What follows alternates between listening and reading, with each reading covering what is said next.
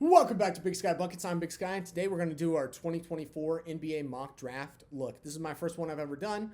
This is a crazy draft to get into doing mock drafts for, but I started this channel basically the beginning of this past year. I plan to try and get more into things such as the draft. The draft has been super enticing to me for a while, but actually having to evaluate every single candidate for every single team, etc., it's super complicated. We're not always going to agree. Try and take it with a grain of salt. This is just possibly some of this is like I just think a player fits here well, or if a player falls, I try and give reasonings why. I will have disclaimers of I don't think this player is going to fall this far. I don't think this player is necessarily going to rise this far.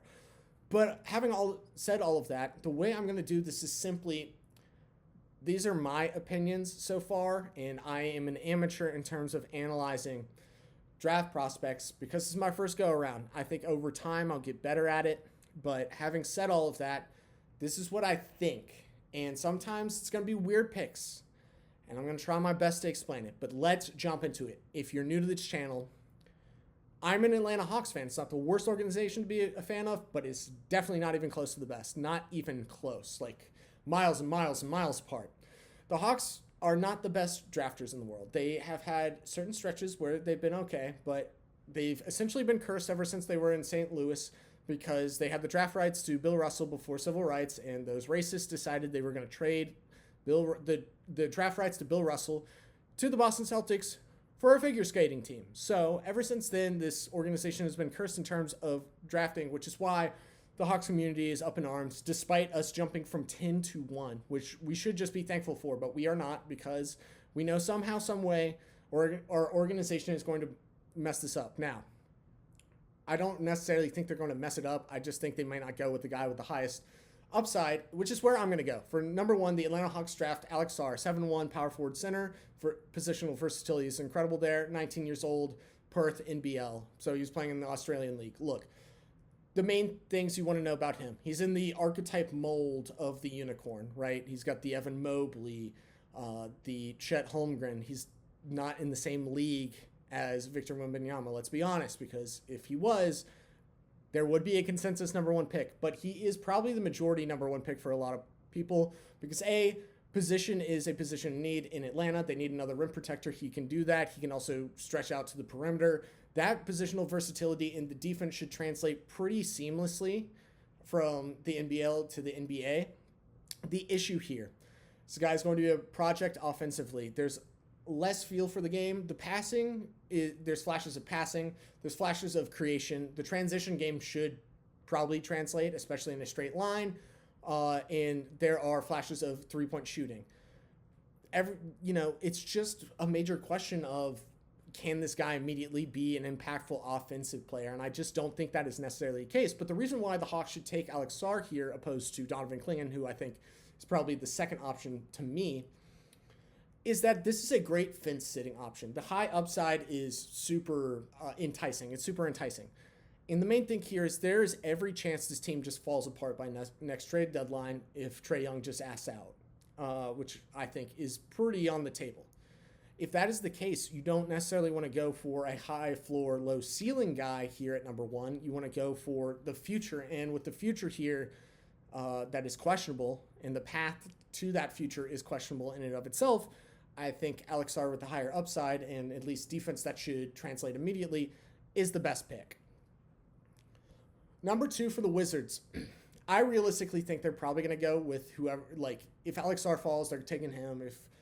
I think they're going to take one of the French guys. If Risache falls, they're going to take him. But I'm going to go a little different route. I'm going to have the Wizards taking Rob Dillingham, 6'1", combo guard, 19 years old, out of Kentucky. Now, in my opinion, you believe if you take Rob Dillingham at number two, it's because you believe in the age-old line of Kentucky guards that Cal has essentially molded. Tyrese Maxey, Emmanuel Quickley, and now Rob Dillingham. The upside is high. The floor is not so high. But if you are the Wizards who just started to rebuild last year, do you really care? This is not a guy that's going to immediately put you into contention and have you stop being a bad team. That's the good thing. Realistically, that's actually a very good thing. You get to develop him to be a more consistent shooter, but he still has those flashes of just getting scorching hot. And that still puts you in the Cooper Flag race this upcoming year. Who, because they're already talking about him like he's a consensus number one, he's probably going to be the consensus number one, which is already better than this draft. So in my opinion, in a position of need, you're either taking a center here, which if Sarr is off the board, then like Donovan Clingan is the next best center. And I don't think the ceiling is as high. And for a rebuilding team, you want high ceiling players, especially this high in the draft. I think Dillingham is the guy. I would have gone with Topic, but his injuries are super concerning to me, as you will find out as we continue through this draft. Number 3, the Houston Rockets. Realistically, I think they will be trading this pick. If the Hawks do not take Donovan Clingan at 1, I don't think the Wizards will be taking Donovan Clingan at 2. So I think a team is probably a team like the Grizzlies, a team like the Bulls, even a team in the mid-first round might be jumping all the way up to 3 with the Rockets here because they're playing with house money. This is a pick from the Nets, so you can just get whoever you want here, or you can trade the pick and get more assets in the future, or win now players that will help you jump into the playoffs, which is what you want to do going into next year if you're the Rockets, who went 41-41 this year. If they don't trade this pick, I think this is Reed Sheppard out of Kentucky, 6'3", 6'2", point guard, shooting guard, 20 years old, one of the best shooters in quite some time. I think his ceiling is pretty low, but I think in terms of a plug-and-play player for a team that really needs shooting, Reed Sheppard is absolutely the guy. He's going to be probably a neutral defender. I think the shooting is incredible. The efficiency is incredible. He can play on the ball. He can play off the ball. I was probably a little bit harsh during the NCAA tournament, but I've come to the realization that it was not necessarily his and Rob Dillingham's fault. It was Cal's because he just didn't have them ready. But I think this is a great fit. I know that at 3 you probably want a little bit higher ceiling, but also this is a team filled to the brim with high ceiling players already. So having a guy that the floor is higher than the ceiling, I think that's good for the Rockets, who have a desire to make the playoffs. Going to number 4, we have the Spurs. Now, I typically think that Reece Shea is going to be taken here, but I'm going to throw a little wrench into all of this. Because of the issues with Topic, you'll notice that there's like a snowballing, cascading effect here, that Topic's injuries are concerning to me and therefore have really screwed up my mock drafts that I wanted to do in the past. Having said all that, I think they have to take Stephon Castle here. 6'6", 6'5", whatever. Point guard, shooting guard, small forward. He's more of a wing than he is a point guard. But if you are the Spurs and you have at least one more year of not being a great team before you have to start really competing, I think this is absolutely the place for Stephon Castle. You have great defense here, a winning player because he went to UConn and helped win a championship, and he has shown spurts and flashes of actual playmaking. He wants to play the primary guard position, and I think giving him a chance to do that here is fine. I can't possibly go as bad as letting Jeremy Sohan be the point guard for half a year last year. Plus, you already have Trey Jones. You just need at least one of these high-end guards here, and I don't think he'll be available at 8 when the Spurs pick next, so I think taking Stephon Castle over Reece Shea is actually the play here. For number 5, the Pistons. Hey, if the Spurs don't take Reece Shea, I know the Pistons absolutely will, and they will walk away as probably one of the winners of the draft if they do so. It's not to say that Reece Shea is absolutely better than Stephon Castle. It is the skill set of Reece Shea that makes it more enticing than taking either Matas Buzelis or Stephon Castle here, which I think are in contention to be picked at number 5 as well. Reece Shea is the guy he is the wing that is the best off-ball player in the draft, in my opinion, who can shoot the ball extremely well, and I think those are things you need if you're the Pistons. With a new GM, probably in a new head coach, because they just fired their head coach like a couple days ago, this is absolutely what you want. Realistically, I don't think Reece Shea is going to fall to 5, but if he does, this is absolutely everything for the Pistons. You get a guy who doesn't need the ball in his hands. You get more shooting. He has defensive skills. There are things that need to be tweaked, and I actually think he has a lower ceiling than most people do. So that's why I'd say This is a guy who can be probably one of the better 3-and-D wings in this draft. Getting him at 5 would be great to make the leap you've needed to. There's no more like we can be in the Cooper Flag race next year. If you're in the late lottery, that means that you've made the progression from one of the worst teams in the league 3 or 4 years running to not the worst team in the league. Let's go. And that would happen if you take Reese Shea here. Number 6, we have the Charlotte Hornets. If they can't get Stephon Castle, if they can't get Reese Shea, if they can't get Reed Shepherd, then to me, it feels obviously like Matas Buzelis. 6'10", small forward, power forward, he's a wing player, 19 years old, out of the G League Ignite, which was a complete and utter shit show this year, which is why it doesn't exist anymore. This is a Swiss Army knife type of wing. I think you can play him at the power forward. I think you can play him at the small forward, and you can push Brandon Miller to the shooting guard position, honestly. And so I think Matas helps a lot. Help side rim protection. The playmaking is there. It's the three-point shooting that's concerning. I think shot creation from the mid-range, getting it to the rack is all good. And I just think a jack-of-all-trades kind of player for a team that wants to also kind of like the Pistons take the next step up is kind of the player you want with high upside. There are question marks on Matas and his shooting, as I just mentioned, but at about 6'9", 6'10", maybe even 6'11", it's kind of hard not to love this guy. I actually really like Matas, but I think this is a great fit for the Hornets. At number 7, the Portland Trailblazers will be taking the other G League Ignite wing in Ron Holland, 6'7", small forward, power forward, 19 years old. This is one of the better wing defenders in the entire draft. A lot of people have him as their number 1 pick overall, but due to a bunch of sliding, I don't think he's going to be in contention for number 1. The issue here is the offensive creation. There's a feel for it. He can take it to the rack, but in terms of shooting, in terms of catch and shoot, off the dribble shooting, whether from mid-range or more than likely 3, there's a concern there. But there's a chance this guy ends up being the best player in the class.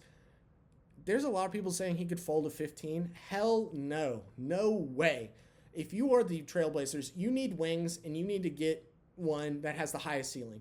And in my opinion, that is Ron Holland. Has him and Buzelis, the 2 G League Ignite guys, in my opinion, are the 2 wings with the highest ceiling in this draft. That is personally my opinion. You can debate that if you want, which most of this class is basically that argument is I think this and someone else thinks that. But for me, Ron Holland has a very high ceiling. He just has to have tweaks to his offensive game, which you can do if you're the Trailblazers who just started tanking last year. This is a great place for that. And you can start the creation of the all-dog NBA team. Scoot Henderson's a dog. Ron Holland's a dog. You need that next to DeAndre Ayton, who is not a dog. So that all works itself out. Number 8, I have the Spurs now taking their wing, and that is the next wing that should go, and that is Cody Williams. Cody Williams, 6'7", small forward, power forward, 19 years old, out of Colorado. He is the brother of J-Dub of the Oklahoma City Thunder. My issues are that of his aggression is not as much as I would want it to be, especially given how well he shoots it around the rim. And that's the other thing. Defense is there, and I think the 3 ball is something to work on. It's like a lot of these wings, right? Stephon Castle, Matas Buzelis, Ron Holland, Cody Williams, they all have question marks around the 3 ball. I think Cody has one of the least question marks because it was after he hurt his ankle is when the 3 ball started really falling off. But it's more of the aggression, and that's my concern with Cody. If he can be a little bit more aggressive, but even at the Spurs, you don't necessarily need to because you play around Wemby, so that opens up the floor a lot for you. So I just like this a lot. He feels like a guy that's going to make winning plays, so I have him going to the Spurs. Number 9, there's no way he falls this far.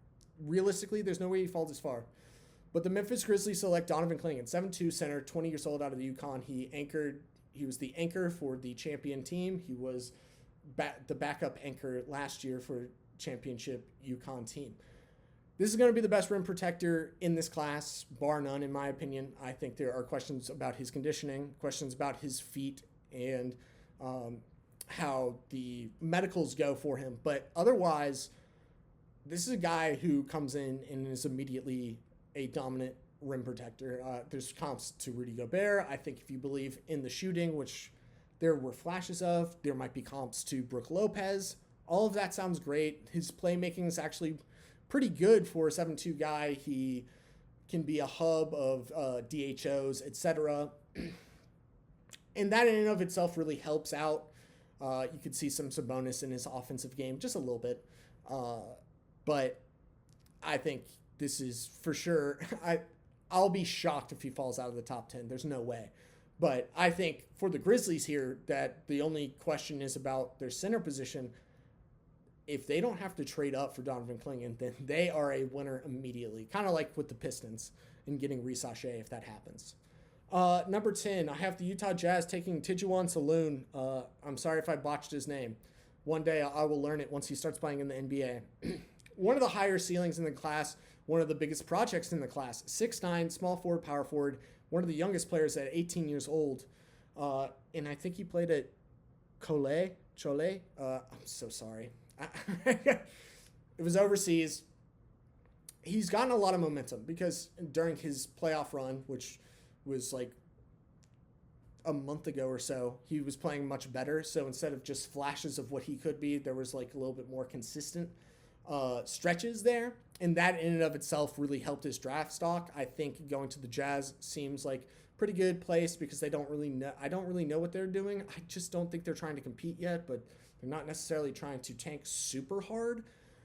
I think they probably make the switch to tanking super hard for Cooper Flagg this upcoming year. So being a project wing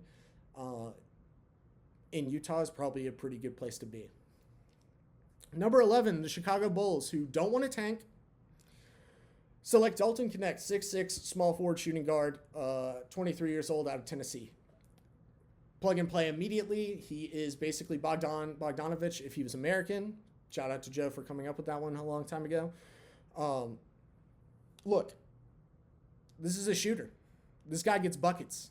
And for a team that needs shooting and needs buckets a little bit more outside of either the mid-range or around the rim, this is a guy that's going to get it done. And at the age, he should be able to slot immediately into the starting lineup because there are question marks about the wing position outside of DeMar DeRozan, who has been playing power forward position for the most part. So I think this is kind of like the best player available, and the age range really works to what the Bulls want to do. Look, I would blow the Bulls up, but if they don't want to do it, this is definitely their guy. At number 12, I actually have one of the highest risers, in my opinion. The Oklahoma City Thunder, who are essentially playing with house money right now, select Kel Ware out of Indiana, 7 feet tall, power forward center, 20 years old. He's a stretch big, and he has versatility to play the 4 if need be. But at 7 feet tall and the versatility that the Oklahoma City Thunder are trying to create in the 5-out offense, this is absolutely a guy that they would take. I think there are many different candidates to go to the Oklahoma City Thunder here. And they can realistically take whoever the hell they want at this point. They could take best player available. They could just reach down and say, I'd rather not trade down in the draft. Let's just take our guy here. And I think Kel Ware is probably going to be that. I was debating that between Deron Holmes and Kel Ware, but I think Kel Ware, at least offensively, which is what they kind of need, because around Chet, the defense has been phenomenal. It's just in this playoff run, you notice the offense was kind of the concern. I think Kel Ware immediately slots in and helps with the 5-out offense. So I think they're going to go with Kel Ware here. Well, I don't think they will, but I would, because there's less question marks about Kel Ware than there are about Deron Holmes. And I just don't want them to take a guard. They have enough. For the number 13, I have the Sacramento Kings taking Tristan da Silva, 6'8", small forward, power forward, 23 years old, out of Colorado. And the reason I have the Kings taking Tristan da Silva here is, simply put, this guy has the potential to be the best role player, period, in this draft. And they need someone to take minutes away from Harrison Barnes. Like, they need it so bad. Now, realistically, they could probably go out and get a starting caliber wing in free agency or via trade. But I do think that, opposed to other guards, other younger guys, I like a ready, like NBA ready wing now for the Kings, who, again, they do not want to tank. They tanked for about 16 years. They made the playoffs and then they failed to make it this year. They want to get back to the playoffs, and this is a NBA caliber guy that will help them do it. He makes winning plays. He's good at defense. He can shoot the three ball. He doesn't need the ball in his hands for the most part, but he can make the ball as well. So this is a guy who's going to fit with the Kings. It may be a little bit high, but I think the Kings are one of those teams that the swing factor is there for. Just we don't need a high ceiling kind of guy. We need a guy who can come in and help us win now. Number 14, the Portland Trailblazers, who again are playing with house money because their second pick in the lottery, are going to take Zach Edey, 7'4", center, 22, out of Purdue. Now, I have been critical of Zach Edey, but here is what I will say. With all the rumors that he is probably going to go in the lottery, probably late lottery, and the fact that the Portland Trailblazers already got one of the higher caliber wings already, and there's not as many of those high ceiling wings left in the draft right here, you just kind of are gambling on if it translates, they look like geniuses. And if it doesn't, well, there's always next year to be in the Cooper Flag race. That's what I have to say about Zach Edey. Along with the fact that there are so many great centers in the West, having one who's 7'4" and 300 pounds is probably the play. Especially with the fact that after this pick is where basically any of these teams could draft Zach Edey, basically. And it'd be a good pick. Number 15 here, the Miami Heat select Devin Carter, 6'2", point guard, 22 years old, out of Providence. This is a hand and glove fit, older player. He plays defense. He feels like a Heat kind of guy. There's not too much to say about Devin Carter that hasn't already been said. There's a lot of motion that he might go in the lottery to someone like the Bulls or something. I think if he falls to the Heat, that'd be just a perfect fit for a team that really needs a point guard really bad. Number 16, the Philadelphia 76ers select, if it isn't Tristan da Silva, it's going to be Jared McCain. 6'2". Basically, he could play point guard, shooting guard. You could play him at small forward. I wouldn't recommend it at the NBA level, but he can play it. At Duke, this was my guy at Duke. This was my guy. He is a winning player. He can stretch the floor. He's the second best shooter in this class, in my opinion. What he does, he's an exceptional rebounder for his size, and he doesn't always have to be the aggressor. He doesn't need the ball in his hands, but there are games where he could just take over from his shooting, which we had seen in the NCAA tournament. This is a guy that's just going to complement Tyrese Maxey and Joel Embiid, because those guys are going to take so much gravity away from Jared McCain that it's going to be so many easy open shots for McCain. And that is absolutely a player that the 76ers would want while they figure out what other star-level caliber guy they're going to go out and get in free agency via acquisition. 17 here. I just kind of have to go with one of the better players available, and that is for the Los Angeles Lakers. They are going to take Isaiah Collier, 6'3", point guard, 19 years old, out of University of Southern California. First of all, LA guy. The Lakers have done that in the past, so it's worth that. I think the primary guard position is one of concern. And the other thing for the Lakers here, in case this all blows up and LeBron just leaves, this is looking ahead to the future a little bit. I don't really know about the developmental system of the Lakers, but if Isaiah Collier is going to fall like it's all projected he will, I think this is probably a good fit, just because the Lakers eventually will need a primary guard, and he can have some years in the G League while he figures out a couple of things, including shot creation. That's one of the bigger things with a lot of these primary guards so far. But I think Collier is probably going to go to the Lakers, unless it's an older player, which, we get to this point where just basically anyone could go anywhere. We're going to 18. 18 here. I don't think he falls this far, but the Orlando Magic select Carlton Carrington, a.k.a. Bub. Great name, great nickname. 6'4", point guard, shooting guard, combo guard, basically 18 years old, out of Pittsburgh. This guy will get you buckets. He is a great shot creator, and that is what the Orlando Magic need at the guard position. I think they're going to go out there and get a starting caliber point guard that can play make and shot create. But just having this as one of the younger players in the draft off the bench, as someone that you can rely on in case you kind of miss out on some of those guards already, essentially the Magic are playing with house money here, and I think Bub is a perfect fit for the Magic. That's all I got for you guys. I really think this guy's going to be great. He's probably going to go in the lottery. There's a lot more buzz about it right now, but I think if Bub finds his way to the Magic, good Lord, here come the Magic. 19, the Toronto Raptors take one of my guys in Jacoby Walter, 6'4", shooting guard, small forward. He's a wing, 19 years old at Baylor. He's got that dog in him. He's got that like clutch situation kind of vibe to him. I do think he'll probably fall this far. The consistency in his shot was the kicker to this year. But it always felt like at times, even in March Madness, even though they lost kind of earlier on, there were times in the games where even if he couldn't buy a bucket at a clutch situation, it would be, you're leaving me open, you screwed up.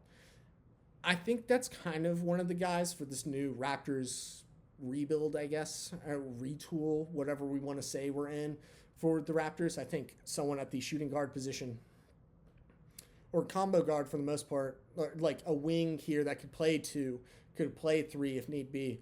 I think Raptors just take best player available, and I think Jacoby Walter is probably that at this point. For the 20th pick, the Cleveland Cavaliers will select Keyshawn George, 6'7", small forward, 20 years old, out of the University of Miami. I think the Cavs just are going to take a wing here no matter what. I just think this is probably one of the better ones. He should be able to plug and play. And there's not too much to say here. I think you could make the argument for Jalen Tyson. I was really going back and forth between those two. But I do think Keyshawn George is probably looked at as the better prospect because he still isn't too old to where Jalen Tyson only has a year over him, but he's a little bit taller, a little bit bigger. And that works itself out. Jalen Tyson's probably more of a guard than he is a wing. So here you get a good wing for the Cavs who have a lot of question marks going forward about who's going to be on this roster and who are they going to trade. All right, at 21, we have the Pelicans. Now, if Kelly Ware makes his way to 21, the Pelicans are absolutely going to take him because his fit with Zion would be phenomenal. But at this point, I think they take Yves Missi, 6'11", center, 20 years old, out of Baylor. He's kind of like a younger, more agile Clint Capella, and that in and of itself works out super well, helps with the rebounding next to Zion. And as long as he doesn't just like stay in the paint the whole time and get in Zion's way, then this thing works out well. There's not too much to be said. I think they're going to take a center here because it's been fun, Jonas Valanciunas, but it's time to part ways mutually. At 21, the biggest faller in my opinion, because of injuries, as I have said, I think the Phoenix Suns just take quite literally the best player available because you have no idea what the future is going to behold for this team that has lost every conceivable asset for the future. That is Nikola Topic, 6'6", point guard, primary guard, 18 years old, out of Crvena Zvezda. Again, sorry, my bad. He's Serbian. This guy was going to be top 4 lock for me until the partial ACL tear. This is the second, I think, knee injury. And the biggest issue here is like, yes, his best skill is playmaking. He's probably the best playmaking primary guard in the draft. But for a guy that gets most of, if not all of his buckets around the rim, knee injuries, that's a major concern. But I think this is worthwhile to gamble on because if this thing's going to blow up in a year or two, you at least have a guy that you can develop during his rehab to be your primary guard going forward. I think they just have to go with best player available just because the predicament they're in. 23, the Milwaukee Bucks select Jalen Tyson, 6'6", shooting guard, small forward, 21 years old, out of California, Berkeley. I like this guy a lot. I really do. The reason I have him going here is just like, I think a center is probably where the Bucks are going to go. But in my opinion, going with a guard who can help Damian Lillard from the perimeter, he's not necessarily the POA guard, but I think he's just kind of a good complementary piece to the Bucks with how many questions they have. And then also because he can play the wing position, if this Chris Middleton stuff just gets worse in terms of injury, then you at least have someone that can slot in there at the 3 as well. So I think there's just like options in the positional versatility of Jalen Tyson, play on the ball, off the ball, etc., play make. I think these all help overall. All right, we get 24 and 25 are both the Knicks. I don't really care who goes where, but the two guys I have here are Johnny Furphy, 6'8", small forward. He's basically a small forward, 19 years old, Kansas. I think just having another wing there who he's not going to be a 1A kind of guy, not even close. I think this is a role player. But he's going to make winning plays, and, you know, the Knicks in Tibbs' system likes guys that have high motor, and that's what Johnny Furphy's going to give you. Now, the next one is really interesting because I think a lot of people probably think Ryan Dunn here. We're going to get to Ryan Dunn later. This is where I have DaRon Holmes, 6'9", power forward center, 21 years old, Dayton. What I really like about this guy is that the ceiling is actually very high. What I don't like about this guy is that the floor is not very high. For a team that has the Mitchell Robinson injury concerns and the fact that a team is going to throw a big bag at Isaiah Hartenstein, if you get a wing here, which is what they should do, and then get a big, that's a good draft for them. DaRon Holmes does play a good amount of defense. I know that their relationship with Dayton players is probably not the best after the Obi Toppin, how they parted ways. But if you can work on the defense and Tibbs likes you, I think that's a good fit. And I think the Knicks really do need a big here, and there's not too many bigs left. This is probably the next best one in the draft. 26, the Wizards select Tyler Smith. Now, because the Wizards are still in rebuild mode, what I would really like about this is that this is an experimental player as well. Tyler Smith, 6'9", power forward center, 19 years old, G League Ignite. You selected a guard with your number 2 pick, and at 26, you get a good value project player in Tyler Smith that you can work on over the course of the coming years of a rebuild. So there's things in this game that he needs to collectively fix. But the upside's there, and you got to, like, if there's an upside guy still left down here in this draft, you got to take him. At number 27, the Minnesota Timberwolves select Tyler Kolek from Marquette, 6'1", point guard, 23 years old. They need another primary guard off the bench that eventually maybe can even start unless they pick someone up for cheap. But I think this is a pretty good value pick here. He's not going to go super high in the draft, but he could probably go as high as 22 to the Suns, so getting him at 27 is pretty good. A lot of these teams in here don't really need another primary guard, but I think this is just a perfect fit for the Timberwolves and for Tyler Kolek. At 28, this is DaRon Holmes' floor, for sure. He is not going to fall anywhere past 28. That's exactly who the Nuggets want. They're just not going to get him in this draft. In this draft, they're going to get Kyle Filipowski, 7 feet tall, power forward center, 20 years old, Duke. Now, there are concerns. Like, you really want a rim protector if you have the Nuggets here, but there's not really many rim protectors left in this draft, in my opinion. But what I like about Filipowski is that you could probably mold him to be, like, super, I don't know, like DH Gate brand Jokic. There's playmaking in there. There's threes in there. Like, all of these things need to be developed. Realistically, the Nuggets probably just trade out of here if it's at all possible or applicable in any way. But getting another center here is what they need. He may not be the best rim protector. He may have a negative wingspan, but I think he's being underrated a little bit more. I don't think he's lottery pick here. Not anymore. But I do think this is great value for Filipowski here, and I do think they can get him to learn under Aaron Gordon, to learn under Jokic, to be playmaking hub center. At 29, I have the Utah Jazz selecting Terrence Shannon Jr. Look, a lot of questions about this guy, off-court issues, but he beat the case.